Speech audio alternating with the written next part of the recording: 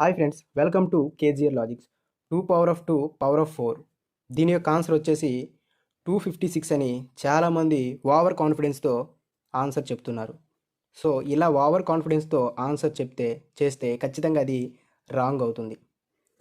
2 power of 4 దీనికి చాలా difference ఉంది. ఇప్పుడు దీని యొక్క ఆన్సర్ అయితే 256 అవుతుంది, కానీ దీని ఆన్సరు 256 కాదు. అది ఎలానో చెప్తాను చూడండి. ఇది a power of m whole power of n రూపంలో ఉంది. అంటే a power of m into ఎన్గా రాసుకోవచ్చు. ఆ విధంగా 2 ఇంటూ 4గా రాస్తే 2 పవర్ ఆఫ్ 8 అవుతుంది. ఇది 256 అవుతుంది.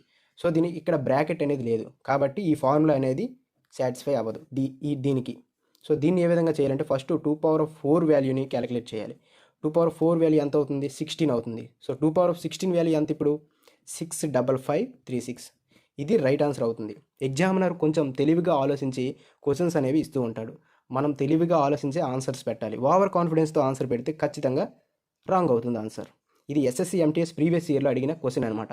ఈసారి రైల్వే ఎగ్జామ్స్లో కూడా అడిగే అవకాశం ఉంది. మీరైతే ఖచ్చితంగా ఆన్సర్ రైటే పెట్టండి.